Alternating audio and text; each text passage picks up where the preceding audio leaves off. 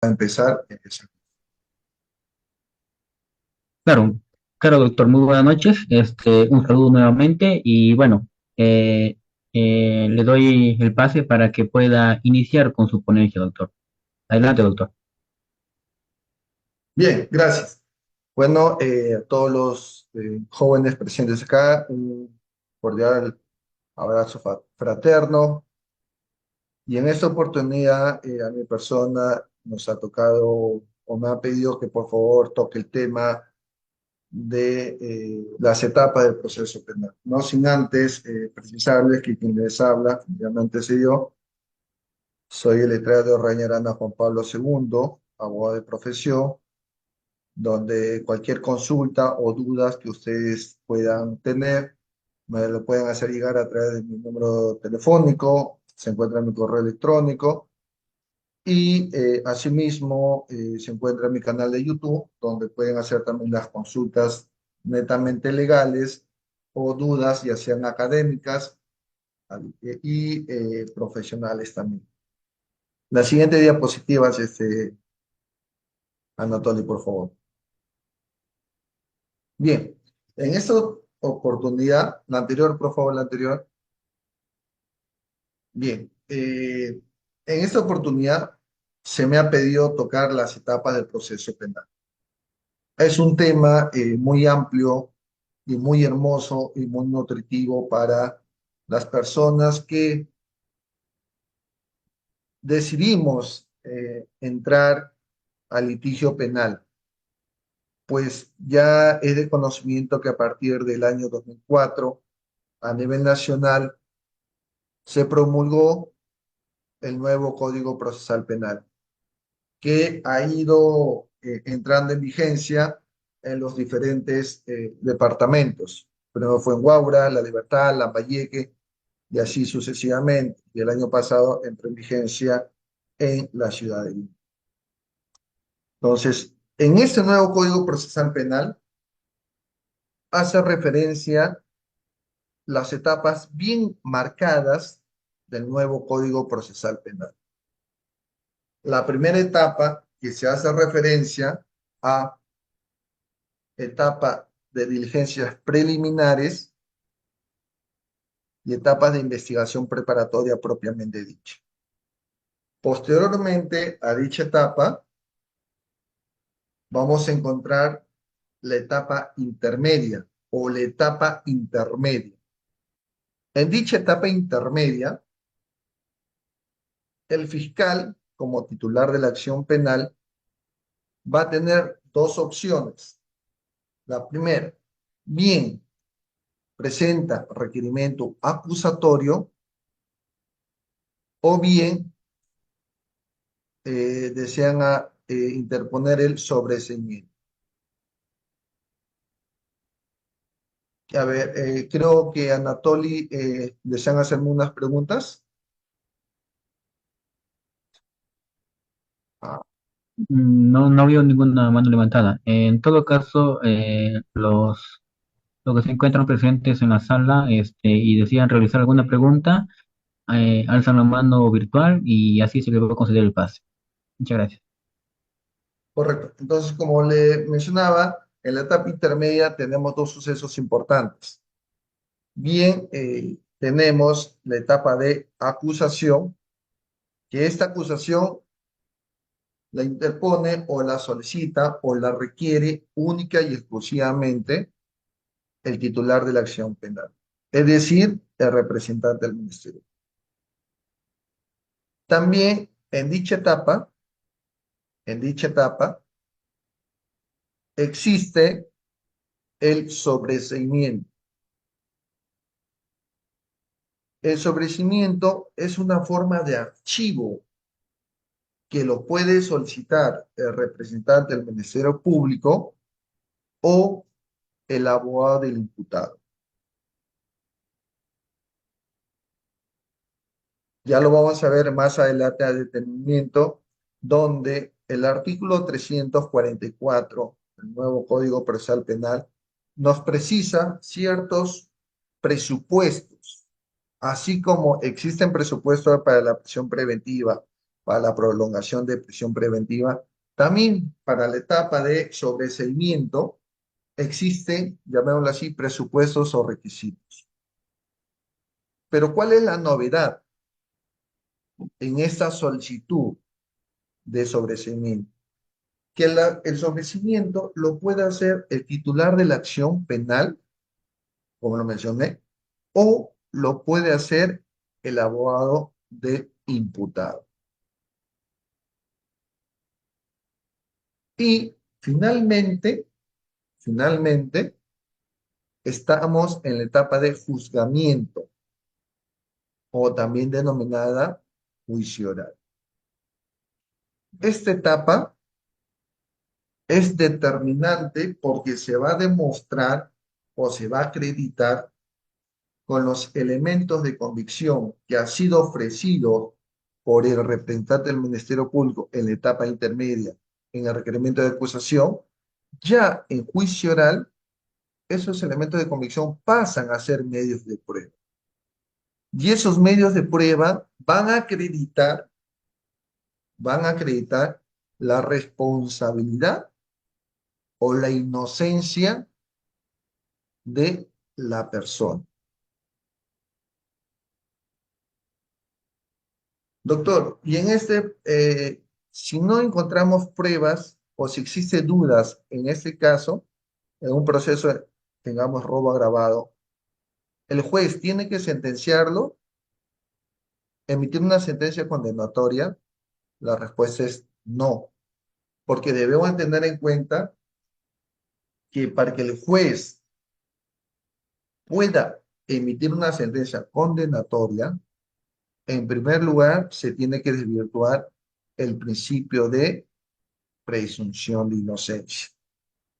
Recordemos que este principio de presunción de inocencia lo encontramos desde, llamémoslo así, o como yo lo denomino, desde el primer segundo que una persona es sindicada como responsable de la comisión de un delito, hasta que se demuestre lo contrario.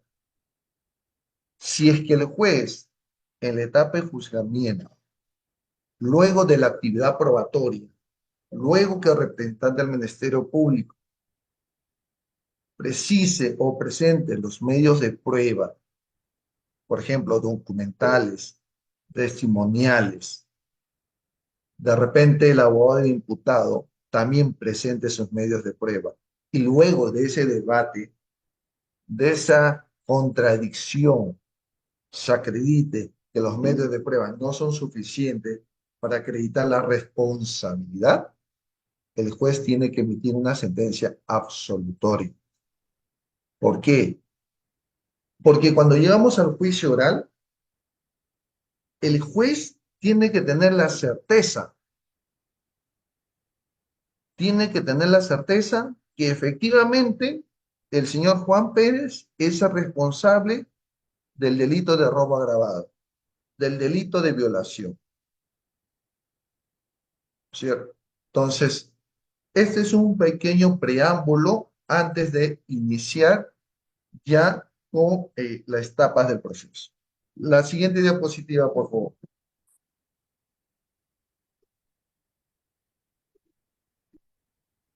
La, ya.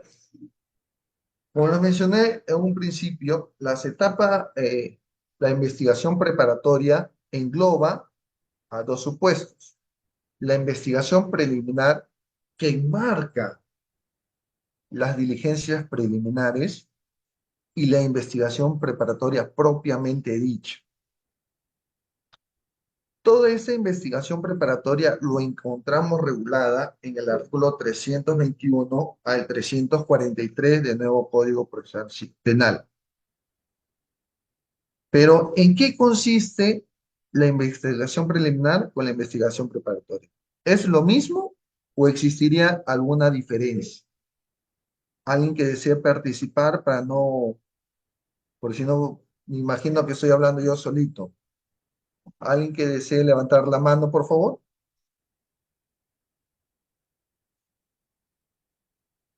¿Cuál sería la diferencia, señorita Antonella?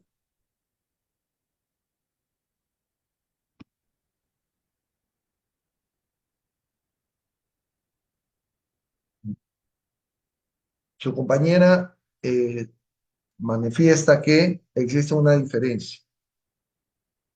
Efectivamente, las diligencias preliminares con la investigación preparatoria son diferentes. En las diligencias preliminares, el representante del Ministerio Público, al momento de tomar conocimiento de una noticia criminal, él dispone, como director de la investigación, dispone a los efectivos policiales que realicen las acciones necesarias, urgentes e inaplazables para determinar si efectivamente el señor Juan Pérez es la persona responsable que se le está acusando.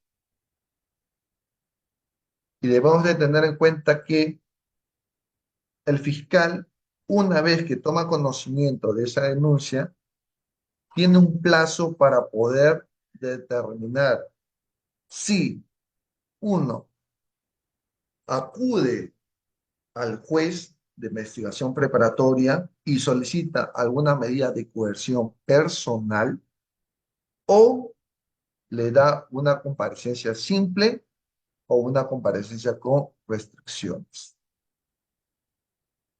La siguiente diapositiva, Anatolio, por favor.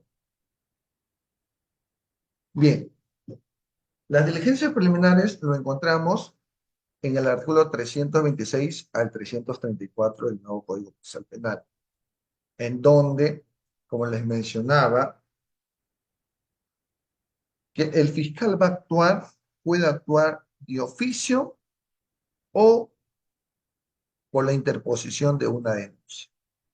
Por eso nos precisa, toda persona tiene derecho a denunciar siempre y cuando sea una acción penal y de orden público.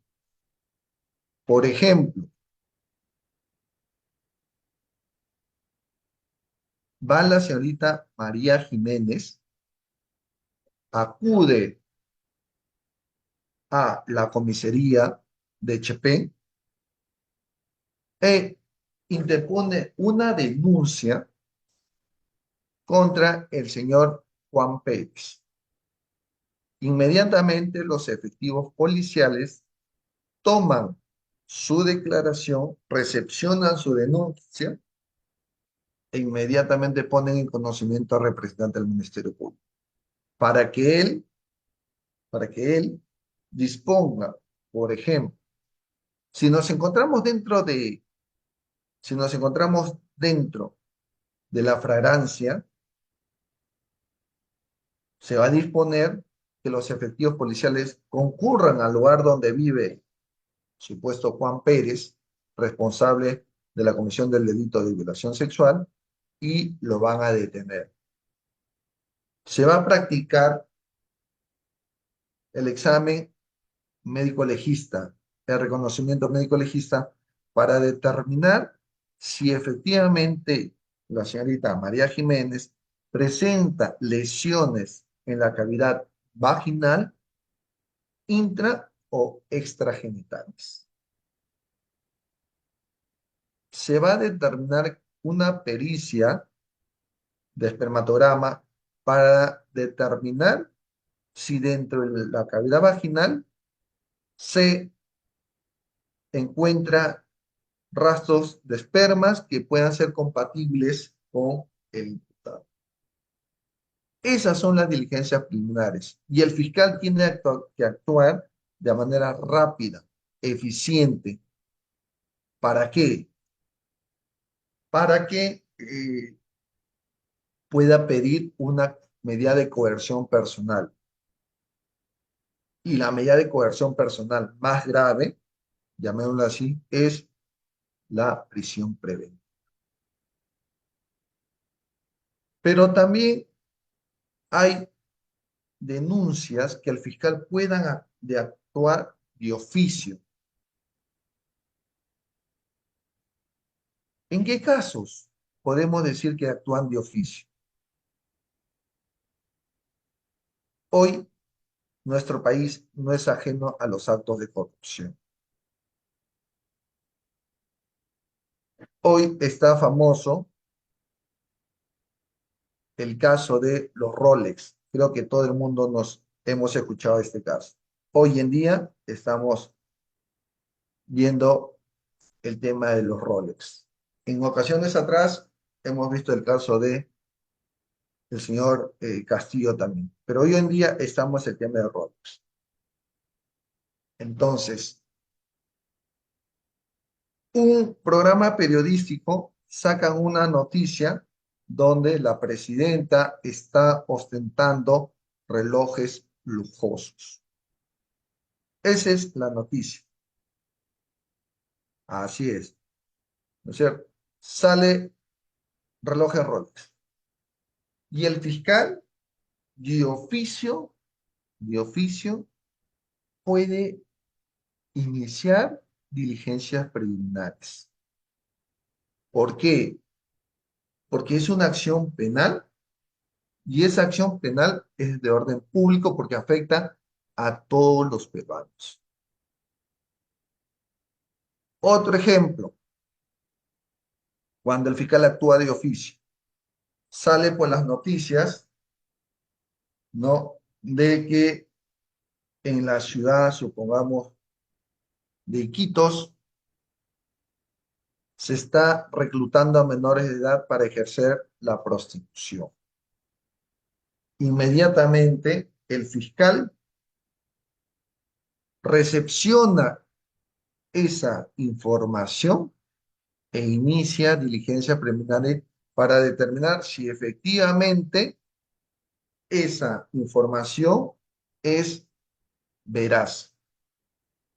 Entonces, no olvidemos que las diligencias preliminares se inician por una denuncia o se inicia de oficio por parte del representante del Ministerio Público. Y la denuncia puede realizarla cualquier persona. Pero ¿quiénes están obligados a interponer sí o sí una denuncia? El primer supuesto es quienes están obligados a hacerlo por expreso mandato de la ley. Por ejemplo, los profesionales de la salud. ¿Cómo así? Yo soy médico, yo soy médico y estoy de turno e ingresa por emergencia una señorita golpeada, moreteada y con signos. Por mi experiencia, puedo deducir que la señorita ha sido víctima de violación sexual. Entonces, si yo como médico no pongo en conocimiento a las autoridades competentes, como por ejemplo Policía Nacional del Perú o al representante del Ministerio Público, yo acarreo en responsabilidad. Me pueden denunciar a mí como médico por omisión de denuncia, porque es mi deber denunciar una posible violación que ha ingresado una paciente. Otro ejemplo de quienes están obligados a denunciar. Los funcionarios que en el ejercicio de sus atribuciones o por gozar del cargo tomen conocimiento de la realización de un hecho punible. Sabemos que cada 4 años existen gobiernos salientes y gobiernos entrantes. Y tenemos conocimiento también que siempre los gobiernos que salen cometen de repente delitos de peculado, malversación, apropiación, etcétera. ¿Sí? Supongamos que Anatoly ingresa como alcalde, no voy a decir de qué ciudad, ingresa como alcalde. Yo como alcalde saliente he cometido muchos delitos. Y él, asumir el cargo, observa que efectivamente las obras que se han realizado en mi gobierno están sobrevaluadas. Han estado direccionadas para que una empresa gane la licitación. Y él dice, no, acá cometió el exalcalde colusión. Puede ser colusión simple, agravada, puede ser peculado doloso, puede ser peculado de uso, puede ser peculado culposo, malversación de fondos. Todos los delitos que puedan cometer un funcionario. ¿Y qué pasa? Como Anatoly es mi amigo, no realiza ninguna denuncia en mi contra. Entonces, cuando viene el órgano supervisor, que es la Contraloría General de la República, le dice, señor alcalde Anatoly, ¿qué pasó acá con el alcalde Juan Pablo? ¿Por qué no interpuso denuncia? No, es que es mi amigo, no, ya hemos solucionado las obras. No, muy bien. Entonces tú, por apañar, llamémoslo así, o por ocultar la responsabilidad penal del señor Juan Pablo, tú te vamos a denunciar por omisión de denuncia. Entonces, no olvidemos, aquellos profesionales de la salud que observan algún hecho irregular o algún hecho ilícito, están en la obligación de denunciar, al igual que los funcionarios. Pero así como existe la obligación de denunciar, también existe, a toda regla existe una excepción, ¿cierto? ¿Y cuál es la excepción? Que nos dice, esto lo encontramos en el artículo 326 del nuevo Código Procesal Penal. Yo no lo estoy inventando. No dice, nadie está obligado, el cónyuges o los parientes. Pues los parientes dentro del cuarto grado de consanguinidad y segundo de afinidad. Y el otro punto es por el secreto profesional. Ahora, yo les pregunto a ustedes, si yo sé que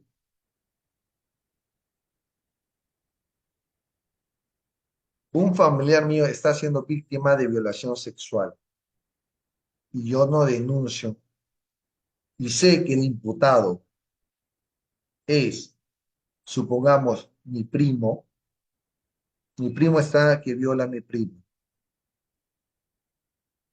aplicando este inciso, yo quedaría exento de responsabilidad o a mí se me denunciaría como cómplice por el delito de violación sexual. ¿Qué opinión tienen ustedes?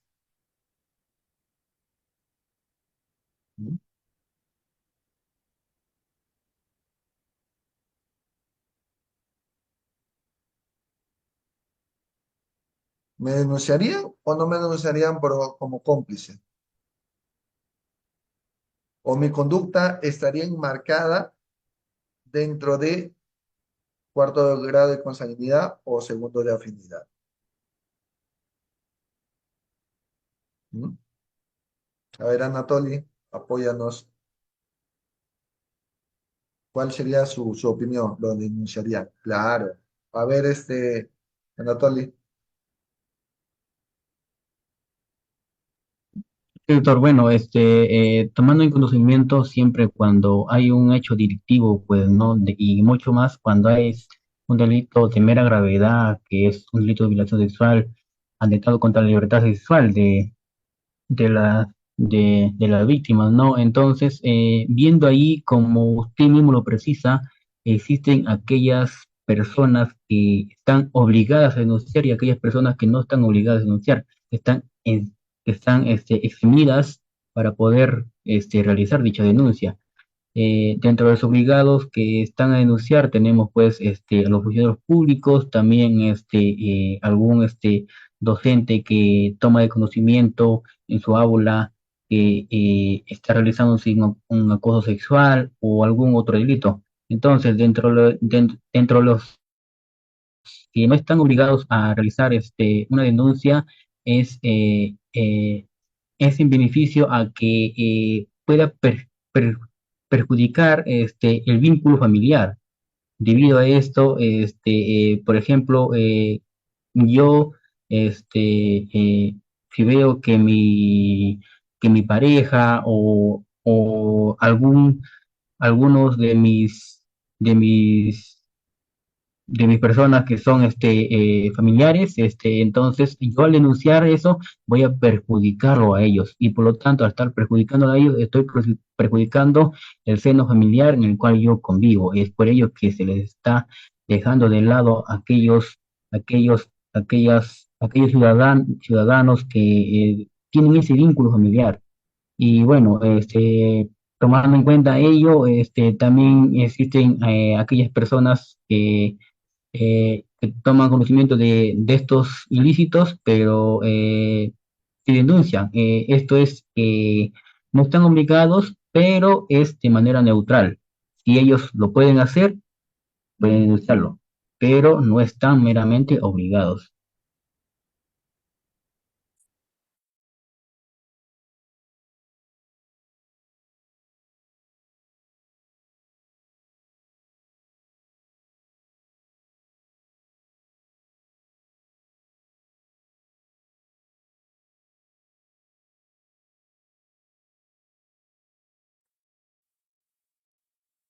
Muy bien.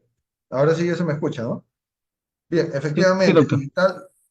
gracias. Y tal y como lo mencionó por ahí Xiomara, si no me equivoco, no le digo, a mí me denunciarían, ¿por qué? Porque debemos de tener en cuenta que aquí estamos por la ponderación de bienes jurídicos, más que por los lazos familiares, más que por los lazos familiares, como mencionó Anatoly. A mí me denunciarían, ¿por qué? Porque debemos de proteger, en primer lugar, la indemnidad sexual. Y es un bien jurídico que está por encima de los lazos familiares. Ya ha existido en la ciudad de Lima casos en donde el padrastro violaba a su hijastra y, sin embargo, la madre, llamémoslo así, quedaba en silencio y posteriormente a ella lo han traído al proceso y la han sentenciado como cómplice. Entonces, no olvidemos que estas excepciones de denunciar se tiene que tener en cuenta sobre todo en la ponderación de bienes jurídicos. Sí, Briseño Mora, dale pase a ver este Lex Juris a Briseño Mora. Sí, ¿qué tal, doctor? Muy buenas noches. ¿Me logra escuchar? A ver, Briseño, te escucho. Doctor, sí, ¿me logra escuchar? Sí, levanta un poquito el volumen de tu micro porque se te escucha bien bajo. Sí, a ver, ¿ahí me logra escuchar, doctor? Sí, ahora sí ya mejor. Sí, ¿qué tal? Muy buenas noches. Bueno, claro, con respecto a lo que usted estaba mencionando y el colega Anatoly también mencionó, claro, no estamos en cierto modo, como se dice, obligados a denunciar. Puede ser que la norma no indique de que sea por grado de familiar, digamos, se denuncie. Sin embargo, pues, si es que, claro está, de que si sabemos que está ocurriendo un hecho delictivo dentro de nuestro entorno familiar o, digamos, dentro de un entorno, pues, que conozcamos que está ocurriendo esta actividad ilícita, pues estamos nosotros, la norma no puede indicarlo, pero en sí tenemos la necesidad, digamos, o el deber, en cierto modo, de denunciar, porque estamos salvaguardando lo que sería un bien jurídico protegido. En este caso, en el caso de una violación, estaríamos salvaguardando la integridad de esa persona en la libertad sexual, en cierto modo. Estos tipos de delitos se ven muy comúnmente.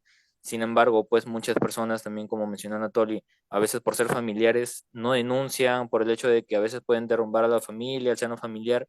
Sin embargo, pues tenemos que pensar de manera en la que veamos de que no vamos a afectar a la familia, sino de que vamos a salvar la integridad de un bien jurídico protegido de un integrante de, de esta familia. Entonces, en cierto modo, puede que la norma no indique que están obligados a denunciar, sino puedes tener una manera de reflexión de que si sabemos de que hay una conducta ilícita dentro del núcleo familiar, nosotros como integrantes de este mismo tenemos todo el deber de ayudar a que este bien jurídico protegido sea salvaguardado y que más denunciando el hecho ilícito. Claro, Briseño, muchas gracias. Efectivamente, más que todo por nuestro familiar, nosotros vamos a tener una ética. Nosotros tenemos de tener en cuenta que tenemos el deber, no la obligación, pero sí el deber de denunciar. No podemos ser cómplices, llamémoslo así, de hechos ilícitos y amparándonos a que no, la norma no me obliga a denunciar, pero oye, tú sabes que está siendo violada. Ah, sí, pero no pasa nada. Entonces, más que todo por eso, y el código establece que frente a bienes jurídicos protegidos como la indemnidad sexual, tú tienes el deber de denunciar para que cese ese trauma, esas violaciones hacia un menor de edad o hacia una mayor de edad. Y eso se llama la ponderación de bienes jurídicos. La ponderación de bienes jurídicos, la indemnidad, está por encima, llamarlo así, de la familia. Luego tenemos el secreto profesional. Sabemos que nosotros como abogados tenemos un código de ética. Y si, por ejemplo, llega a mi consultorio una persona de Juan Pérez, me dice, doctor, ¿sabes qué? Que no sé cómo decirlo. Mire, me están denunciando por el delito de violación sexual. Me están denunciando por el delito de violación sexual. Y quiero que usted asuma mi defensa. La pregunta es, yo puedo ir a la comisaría y decir, señor efectivo policial, el señor Juan Pérez ha ido a mi consulta y me dice que es el violador de la señorita fulana de tal, o por secreto profesional tengo que yo defender dentro de lo jurídicamente posible.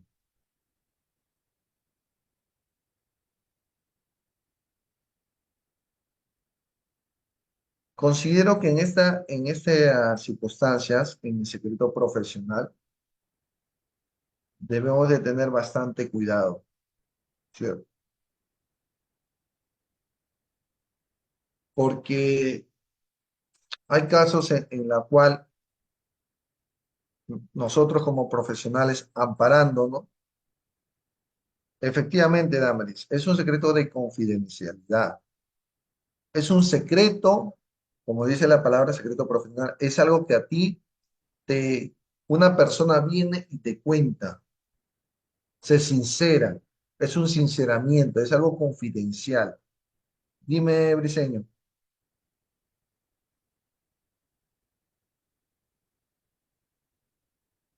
Anatole, ¿podías activarle el micro a Briseño, por favor? Sí, doctor. A ver, ahora sí. Sí logra escucharme, ¿verdad? Sí, Ya, bueno, claro. Con respecto a reforzando lo que usted está mencionando, ¿no? Claro, cada cliente llega a uno, pues, como abogado, en cierto modo, a nuestro despacho, y ese código de ética que nosotros tenemos como abogados, pues, no necesariamente vamos a hacer el hecho de que, por más de que pueda llegar el violador o el, no sé, el asesino, en cierto modo, pues, a recurrir a nuestro profesionalismo, a manera, pues, de que podamos defenderlo en este proceso, pues nosotros como abogados éticamente, actuando de manera ética, tenemos que tener esa confidencialidad con este cliente, porque él recurre a nuestras manos, se está sincerando con nosotros, en cierto modo, para que nosotros tengamos ese secreto confidencial a manera pues de que podamos aportarle lo que es la defensa dentro de lo jurídicamente posible. Y asimismo, pues, esa confidencialidad que tengamos de depositarla ante el cliente, ya sea el imputado o sea la víctima en este caso, puede ser de que nosotros tenemos que, por un sentido ético, no exponerlo, en cierto modo, a que pueda ser en sinónimo de divulgaciones o no sé, protestas, agresiones inclusive contra esta persona, porque toda persona tiene derecho a un debido proceso, a la defensa. Y en su defecto, pues también hablaríamos en una comparación de que si hablamos en el entorno de la salud, también tiene derecho a la salud. Entonces también los médicos, por más de que sea un agresor, por más de que sea un asesino, por más de que sea un delincuente, también tienen el derecho de atenderles y asistirles médicamente. Entonces, hacernos la pregunta, ¿por qué nosotros no tendríamos también la potestad o la facultad de atenderles, de darles esa defensa a manera pues confidencial con lo que sea que hayan hecho, sean nuevamente los imputados o sean las víctimas en este caso? Pues nosotros como abogados tenemos que tener ese perfil y sentido ético de que por más de sea quien sea la parte procesal que recurra a nuestro despacho, pues nosotros tenemos que aplicar la defensa como se debe, dentro de lo jurídicamente protegido, pues teniendo este lado ético en la manera pues profesional en la que nosotros actuemos. Claro, muchas gracias, Jorge. Efectivamente, y también debo de tener en cuenta, jóvenes, algo muy importante, ¿no? No porque viene un cliente, decir, sí, doctor, yo maté, doctor, yo violé. Nosotros, como se dice, y disculpando la expresión, vamos a salir corriendo a poner en conocimiento a la policía. Señor efectivo policial, el señor Juan Pablo fue la persona que lo mató. ¿Por qué? Porque debemos de tener en cuenta que existe un principio de la auto no incriminación y que una persona es inocente mientras que no se demuestre lo contrario. Y nosotros como profesionales debemos de tener en cuenta si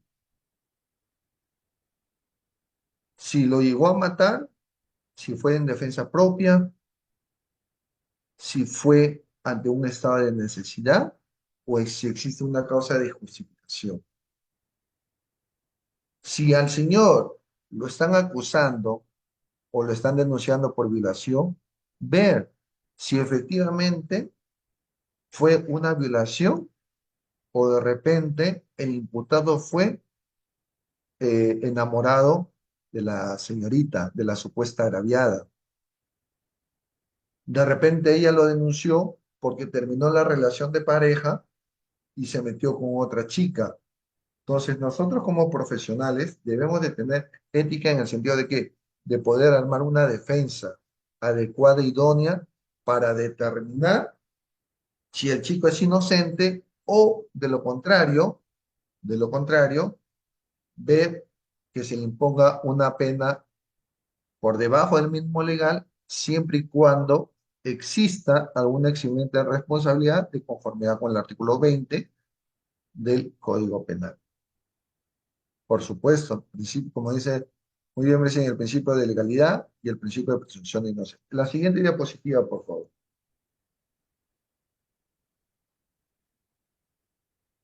Eh, Anatoly, ¿estás? Ah, ya. No, la anterior. La siguiente, ya. Acá he querido brevemente, ¿no? Cuando inicié esta locución, hice mención a las diligencias preliminares. Pero las diligencias preliminares hacían precisión para los delitos, para los de la... Recuerden la casación 144-2012-ANCAS. La siguiente diapositiva, Anatoly. No, no, la siguiente ya. Entonces, nuestro Código Procesal Penal, recordemos que empezó su vigencia en el 2004. En ese tiempo no existían los procesos complejos, no existía la ley de crimen organizado, la 30077, en donde a través de esta casación, la 144-2012 ANCAS, nos precisa y nos requiere que el plazo de las diligencias preliminares se va a tener en cuenta los siguientes requisitos. Se requiere la actuación de una cantidad significativa de actos de investigación, porque puede existir una pluralidad de imputados, o puede existir una pluralidad de agraviados, o puede existir una pluralidad de delitos. Pueden ser concursos reales o concursos ideales. Puede ser que a las personas que se le están investigando sean integrantes de una banda criminal u, o una organización criminal. Debemos de tener en cuenta que ya existe la diferencia, la 30077, ¿no? La ley 30077 nos ha precisado cuándo nos encontramos ante una banda criminal y ante una organización criminal. Y hoy en día ha salido recientemente una modificatoria en la cual que hace referencia a la colaboración eficaz. Ese no es no es el tema del día de hoy. Quizás de repente en una próxima se hablará de las organizaciones criminales, bandas criminales y de la colaboración eficaz. Luego tenemos la demanda de la realización de pericias que comportan la revisión de una notariada documentación. Debemos de tener en cuenta que cuando existe pluralidad de imputados, por lógica va a existir una pluralidad de actos de investigación. Se va a necesitar realizar gestiones de carácter procesal fuera del país. Por ejemplo, en el caso del señor Toledo, el caso de Nadine Heredia, el caso de la señora Keiko Fujimori, en donde las investigaciones tuvieron que cursar, llamémoslo así, solicitar información de la Fiscalía de Brasil en el caso de Odebrecht, en el caso de OAS, etcétera. Y eso genera, como se dice, dificultades. Y debe revisar la gestión de personas jurídicas o entidades del Estado. Hoy en día sabemos que las personas jurídicas, a través de sus representantes, son plausibles de cometer delitos. La siguiente diapositiva. Entonces, según esta casación, nos ha precisado los plazos de las diligencias preliminares. Nos dice que para delitos simples, el fiscal puede hacer máximo de 120 días. Máximo. Para delitos complejos, 8 meses. Y de crimen organizado, máximo 36 meses. Todo esto es a raíz de los casos ya mencionados. Ollantumala, Tazo y Nadine Heredia, el caso de la señora Keiko Fujimori, Alejandro Toledo, y etcétera. ¿Sí? Pero, ¿qué pasaría en el caso de que las personas estén detenidas? En ese caso es otro plazo. ¿Por qué? Las diligencias preliminares son de 48 horas. En ese plazo, el fiscal tiene que recabar los elementos de convicción necesarios, como yo les mencioné, para solicitar una medida de coerción personal, prisión preventiva. Pero también, pero también el fiscal durante ese plazo, no olvidemos que en el caso de drogas, el fiscal tiene 15 días para investigar. Pero si las personas están detenidas, el fiscal, durante el plazo de 48 horas para delitos comunes y en caso de drogas 15 días, si el fiscal recaba los elementos de convicción necesarios, él puede acudir al juez de investigación preparatoria y solicitar un proceso inmediato. Este proceso inmediato también lo encontramos regulado en nuestro Código Procesal Penal, que es un proceso especial y es un proceso muy rápido, que inclusive en la ciudad de Lima ya existen jueces que ven única y exclusivamente casos de procesos inmediatos, como por ejemplo los delitos de omisión a la asistencia familiar, los procesos de conducción en estado de ebriedad. Porque en esos procesos, para conducción en estado de ebriedad, la única prueba que acredita que tú has estado manejando ebrio es el dosaje etílico. Si el dosaje etílico arroja 0,25 gramos, si tú tienes más de 0,25 gramos de alcohol por litro de sangre y eres chofer de transporte público, automáticamente te llevan a un proceso inmediato. Y esa es la prueba contundente que tú has estado manejando. Y si tú tienes más del 0,50 gramos de alcohol por litro de sangre y manejas tu carro privado, son, como se dice la señorita, ya fue, ¿cierto? Esas son las pruebas. Ya no va, el fiscal ya no tiene más por qué dilatar el proceso. No tiene más por qué dilatar el proceso. De frente te lleva, de repente, a un principio de oportunidad a un proceso inmediato. ¿Cierto? Porque no hay más pruebas. Al igual del delito de omisión a la asistencia familiar. ¿Cuál es la prueba para acreditar que tú no has pasado la pensión de alimentos? La resolución del juez letrado donde se te requiere que tú pagues, existe una aprobación de liquidación, se te notificó, no pagaste y se te requirió bajo procedimiento de remitir al Ministerio Público para ser denunciado por omisión en la asistencia familiar. Esas son las únicas pruebas. Por eso que en esos delitos los fiscales realizan una acusación directa o un proceso inmediato. En los demás casos, según la casación 144-2012 ANCAS, esos son los plazos que establece para nuestro proceso penal en diligencias penales. La siguiente, Anatoly, por favor. Bien, ahora tenemos la etapa de investigación preparatoria propiamente dicha. Siguiente. Las características, vamos por características de esta investigación preparatoria. Es reservada. Es reservada ¿por qué?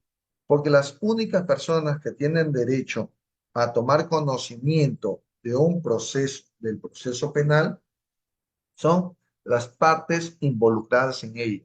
Imputado, su abogado defensor, agraviado, actor civil, tercero civil y sus abogados.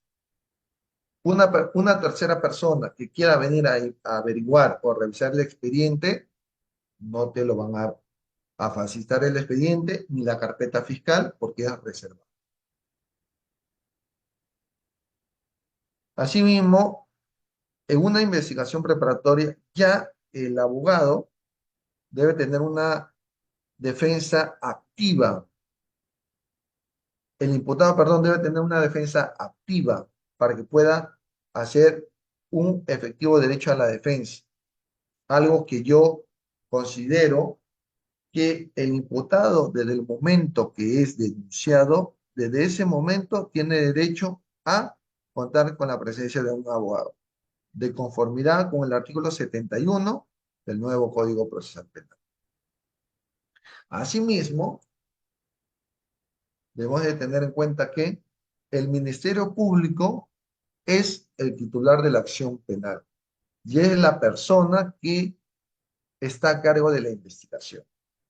Pero cuando el representante del Ministerio Público presenta su requerimiento de formalización de la investigación preparatoria, es el juez, es el juez,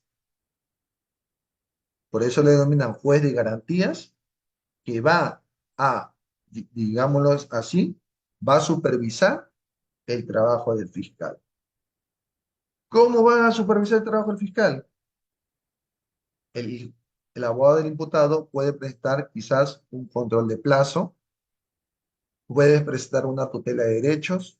Señor juez, yo estoy solicitando al fiscal realice estos actos de investigación y sin embargo el fiscal está haciendo caso omiso.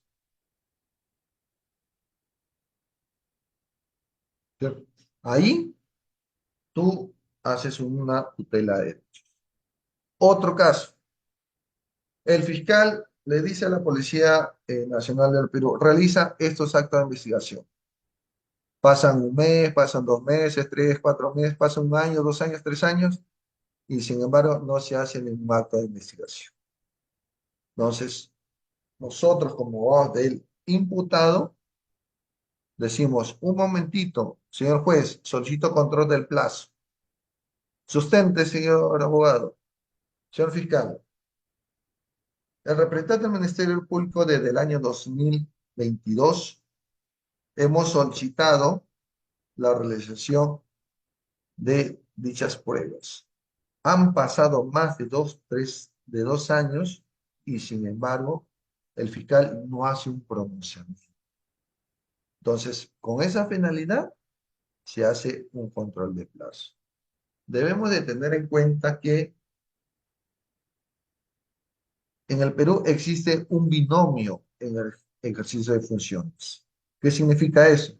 O como yo le denomino binomio, que el fiscal tiene que trabajar de la mano con la Policía Nacional del Perú. El fiscal, como director de la investigación, dispone que la policía realice ciertos actos de investigación. Y la policía le tiene que informar al fiscal, señor fiscal, ya hice esto, estamos en un tema de hurto agravado, que denunció una señorita. La policía inmediatamente va, pide cámaras de seguridad, identifica al supuesto imputado, toma la declaración de la gravedad y le informa, señor fiscal, la disposición o las diligencias que usted ha solicitado ya están y se remite. Por eso se dice un nombre. Es uno solo, policía y fiscalía. La siguiente, por favor. Asimismo, como lo mencioné, hay un plazo que son de 120 días, prorrogables a 80 días. Eso es en casos comunes. Para casos complejos es de 8 meses y de crimen organizado es de 36 meses. Ahora, debo de tener en cuenta que el juez de investigación preparatoria es el juez de garantías.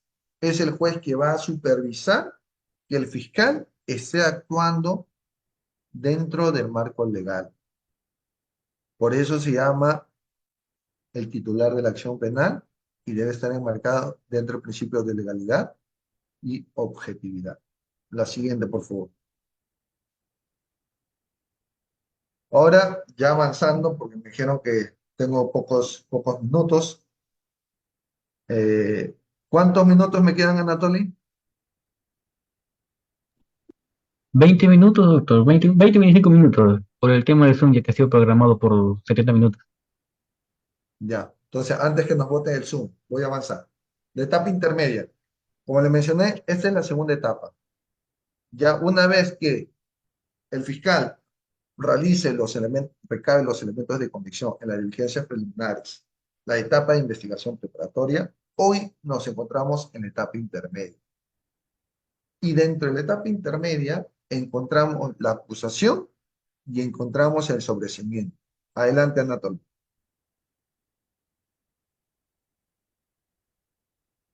La acusación. La acusación la encontramos en el artículo 349 de nuestro Código Procesal Penal, en la cual nos dice, para que exista una acusación, en primer lugar, tiene que existir una individualización o una identificación del imputado o los imputados. El fiscal, en su requerimiento acusatorio, acude al juez y le dice, señor juez, con este requerimiento fiscal solicito que al señor Juan Pérez y al señor Juan Pablo lo estoy acusando por el delito de hurto agravado. Se dan cuenta que se están identificando quiénes son los imputados o el imputado. También la acusación tiene que decir o precisar la relación clara y precisa del hecho que se atribuye al imputado, con sus circunstancias precedentes, concomitantes y posteriores. En caso de tener varios hechos independientes, la separación y el detalle de cada uno de ellos. Es decir, el fiscal, al momento de presentar su requerimiento acusatorio, tiene que decirle al juez, señor juez, yo llevo al señor Juan Pablo, o lo estoy acusando al señor Juan Pablo, por el delito de hurto agravado, por lo siguiente, porque el día 7 de abril del año 2023, la señorita estaba transitando, la señorita estaba transitando por las calles de Chepén y sin embargo Juan Pablo pasó por ahí, bajó de una mototaxi, lo encañonó con un revólver y le quitó su celular. Entonces, se dan cuenta que existe ya un hecho y ese hecho, ¿cómo lo corrobora? A través de los elementos de comisión. ¿Y cuáles son esos elementos? Los videos, la declaración de la agraviada, de repente una pericia antropológica, donde determina las características del imputado, quizás la declaración del imputado que diga, efectivamente sí, yo le robé a la señorita. Entonces, tiene que ser, por eso se precisa la relación clara y precisa. Los elementos de convicción que fundamentan el requerimiento acusatorio. Mencioné, si estamos hablando de un hurto agravado, mencioné los videos, mencioné la declaración de la agraviada, de repente el sector médico legal, donde producto de ese hurto, este, la señorita, la agraviada, sufrió algunas lesiones. Podría ser que la agraviada está presentando su recibo de su celular que recién había comprado, yo le hurté, testigos en la cual corrobora que el autor de ese delito ha sido mi persona, etcétera. Todos los elementos de convicción que se ha recabado en las diligencias preliminares y en la investigación preparada.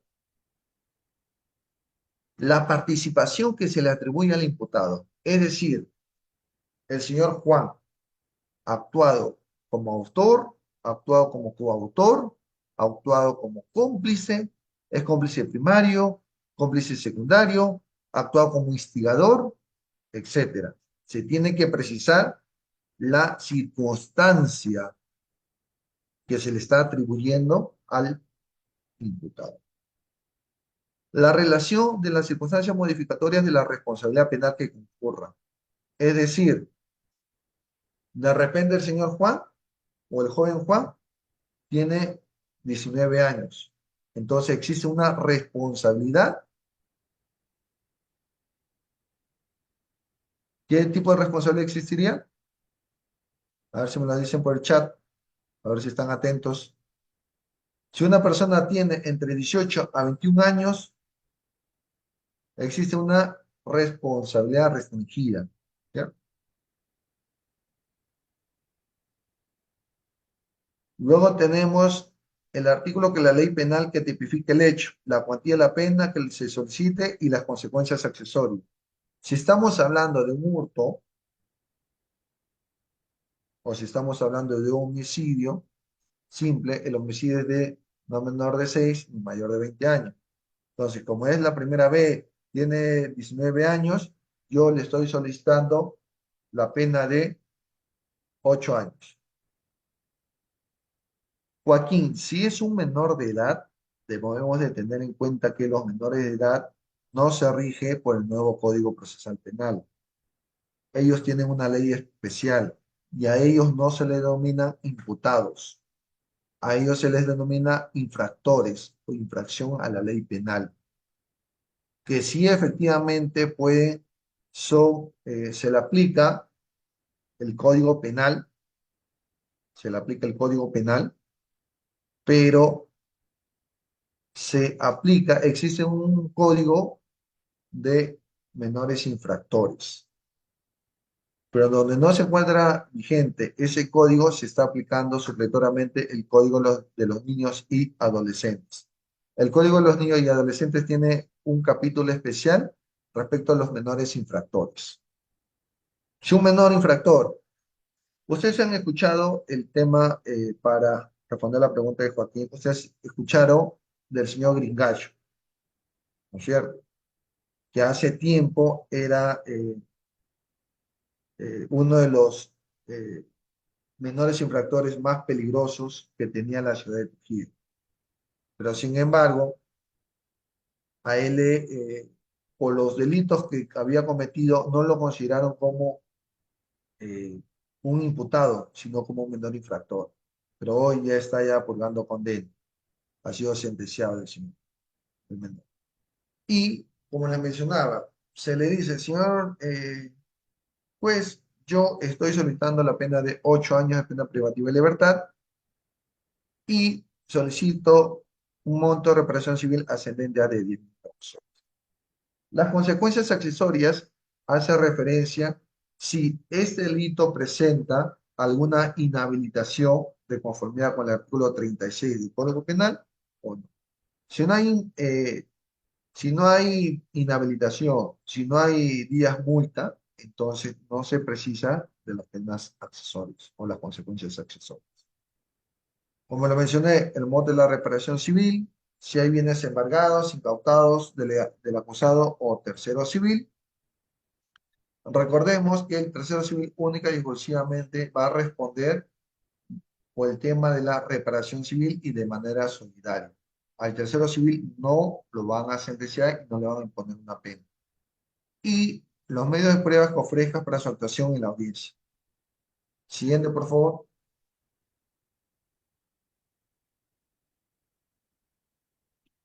Luego, en el tema de la acusación, cuando tú presentes la acusación, el juez, de conformidad con el artículo 350, te va a correr el plazo de 10 días para que tú, dentro de ese plazo, puedas presentar algunas observaciones formales u observaciones sustanciales de conformidad con el artículo convencional, artículo 350, apartado de la hasta el H, ¿no? Donde te precisa, inclusive, que tú puedes pedir el sobreseimiento de la causa.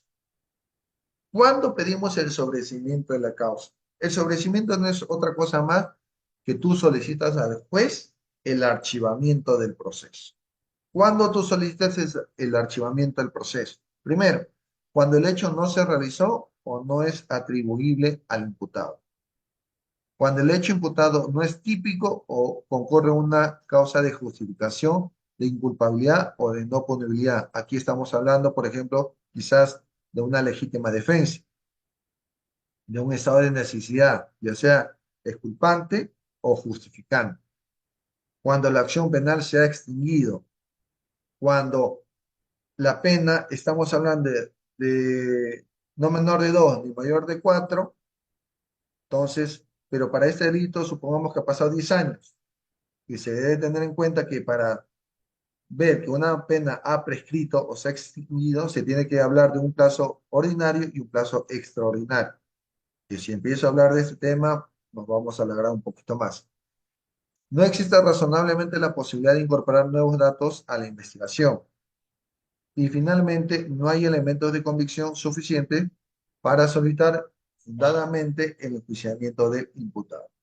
Como les mencioné a un inicio, esos son los presupuestos y los requisitos que la norma nos precisa para que nosotros, como abogados, si creemos, según nuestra teoría del caso, que no existe eh, elementos de convicción que efectivamente acredite la responsabilidad de nuestro patrocinado, podemos solicitar, de conformidad con el artículo 344 del Código Procesal Penal o artículo 350, inciso segundo, apartado D del nuevo Código Procesal Penal, podemos solicitar el sobreseimiento. Y este sobreseimiento se va a discutir en una audiencia de control de acusación. Siguiente, por favor. Bien, estamos ya en la etapa final. En la etapa final. que es el juicio oral o la etapa de juzgamiento. Aquí vemos al juez, fiscal, donde está el puntero, el fiscal, y al otro lado es el abogado del imputado con el imputado. Esa es la posición que nuestro Código Procesal Penal lo establece. En cada audiencia que ustedes puedan acudir, van a encontrar esa posición. Siempre el juez va a estar frente al fiscal, a su mano derecha, el fiscal, el actor civil o el tercero civil. O quizás el fiscal puede llevar a un fiscal interconsul, como está moviendo el puntero ahí. Y a tu mano izquierda, al otro lado, el abogado, ahí encontramos, con su medalla, y el imputado. Ahí va a haber los abogados de uno o varios imputados e inclusive el abogado puede llevar a su abogado interconsulta. Eso sí está permitido. Pero el abogado interconsulta no va a participar en la diligencia. Solamente un abogado es el que participa. Pueden ir 5, 6, 7, 8 abogados para un solo imputado, pero un solo abogado es el que hace uso de la palabra. Siguiente, Anatoly. No, con eso ya terminamos. ¿Ya? Ya, pues ya Anatoly ya me quiere sacar ya del grupo ya. De la... Bien, tenemos el juicio oral. El juicio oral tenemos los alegatos de apertura, la solicitud de nueva prueba, el debate probatorio. En el debate probatorio tenemos el examen del acusado, acusados, testigos y peritos. En el debate probatorio también tenemos la actuación de los medios de pruebas admitidos y la organización de los medios de prueba. Y finalmente tenemos los alegatos finales. Fiscal, actor civil, tercero civil del acusado y autodefensa del acusado. Entonces, rápidamente, alegato de apertura. Empezamos por el fiscal. El fiscal va a hacer su teoría del caso. Va a narrar de manera sucinta cómo es que sucedieron los hechos. ¿Cuáles son sus medios de prueba? Aquí en juicio oral ya hablamos de medios de prueba. Hasta la etapa intermedia hablamos de elementos de convicción. Una vez que sale el auto de enjuiciamiento, ya hablamos de medios de prueba que van a ser actuados en juicio. Primero va a hablar el fiscal, segundo va a hablar el actor civil que viene a ser un sujeto procesal que solicita al juez de investigación preparatoria la constitución de actor civil a favor de la parte agraviada. Esto de conformidad con el artículo 98, 99 y 100 del nuevo Código Procesal. Luego, tercero civil, que está, si es que hubiera tercero civil o si es que hubiera actor civil, van a participar los cinco. Y finalmente, el abogado del acusado. Si no existe actor ni tercero civil, habla el fiscal y habla el abogado del acusado. Hacen sus alegatorios. Luego, posteriormente a ello, según el artículo 373, solicitó una nueva prueba.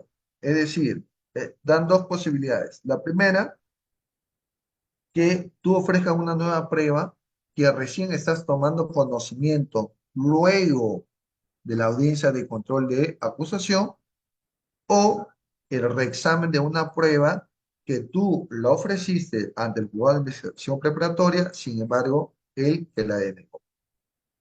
Esos son los dos únicos supuestos para la solicitud de nueva prueba. Luego empieza el debate probatorio y va a tener un orden. No es que primero empieza testigo, luego perito, el acusado, no. Es primero el examen del acusado. Posteriormente existe la declaración de testigos, peritos. Aquí en el debate probatorio empieza la litigación oral. Empieza el interrogatorio, contrainterrogatorio, empiezan las objeciones, las preguntas sugestivas, preguntas abiertas, preguntas cerradas, etc. Luego existe la actuación de los medios de prueba, las declaraciones testimoniales. Luego viene la oralización de los medios de prueba. Acá en la oralización son las documentales. Y finalmente venimos los alegatos finales. Así como existen los alegatos de apertura, también existen los alegatos finales.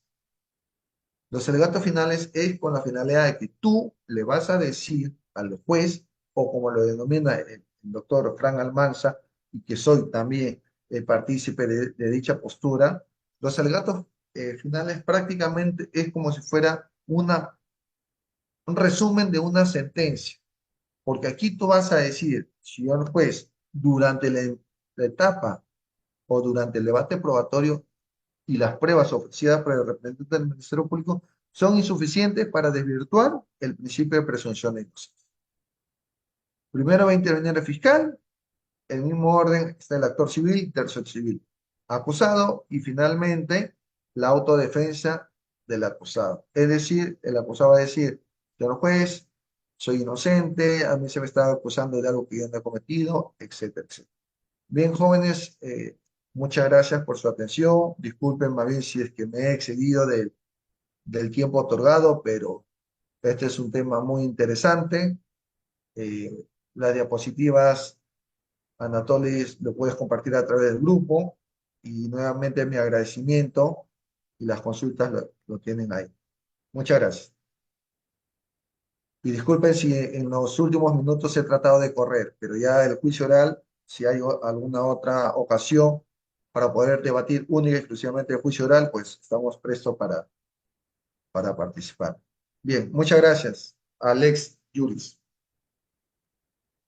Muchas gracias, doctor Juan Pablo Reaños, por contar con su participación esta noche y poder compartir sus conocimientos. Si bien es cierto, es un tema muy largo, muy controversial, que falta más por hablar, pero debido al tiempo, es muy corto, entonces no nos ha dado el tiempo suficiente para poder hablar ya en próximos eventos a futuros. Escogeremos de manera específica alguna etapa para poder conversar ello. Bien, bien dado esto, los participantes que deseen realizar alguna pregunta, se les va a conceder un tiempo para que puedan realizarlo y se les va a conceder el uso de voz para que puedan ustedes hablar.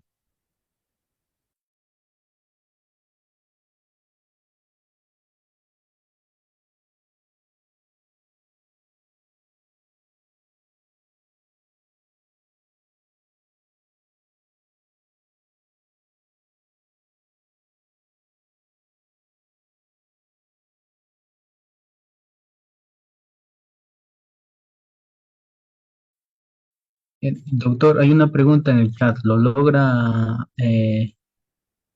ver o en todo caso se le remite a usted?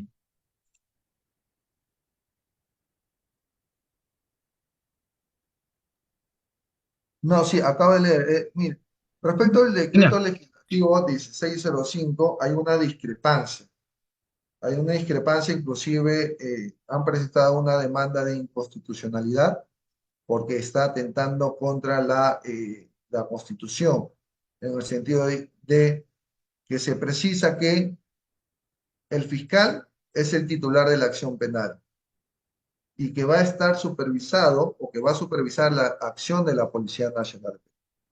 Este decreto legislativo, en la cual no estoy muy de acuerdo, pero se está tratando de hacer para los delitos de flagrancia, en la cual ya se está viendo casos en donde la Policía Nacional está cometiendo un uso irrestricto de dicho decreto legislativo. Debemos de tener en cuenta que solamente es un decreto legislativo y en la cual no existe un reglamento. Pero en sí, eh, discrepo de este decreto legislativo y espero que el Tribunal Constitucional, a través de la demanda que han presentado, puedan determinar si dicho decreto legislativo es legal o atenta contra la Constitución, porque la Constitución y el nuevo Código Procesal Penal establece el binomio relacionado a que el trabajo conjunto, unido entre la Fiscalía y la policía. Porque la pregunta sería, ¿qué pasaría si es que la policía comete abusos? ¿Quién lo supervisa a la policía? Entonces, por eso es que se ha presentado esa demanda de inconstitucionalidad y estamos a la espera de que pueda el tribunal, como supervisor, llamémoslo así, de respeto a nuestra constitución, pueda determinar si dicho decreto legislativo es constitucional o no.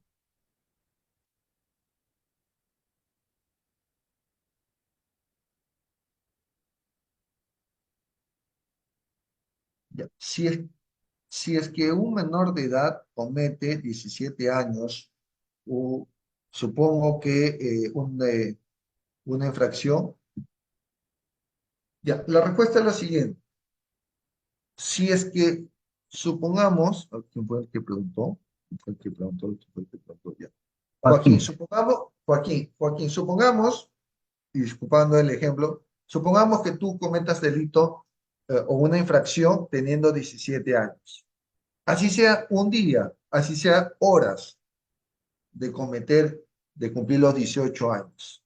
Supongamos que hoy estamos 7 de abril y mañana tú cumples 18 años y cometes hoy, que tienes 17 años. A ti se te va a procesar, a ti se te va a procesar por como menor infractor y se te va a aplicar el Código de los Niños y Adolescentes o en su defecto el Código Penal de Menores Infractores.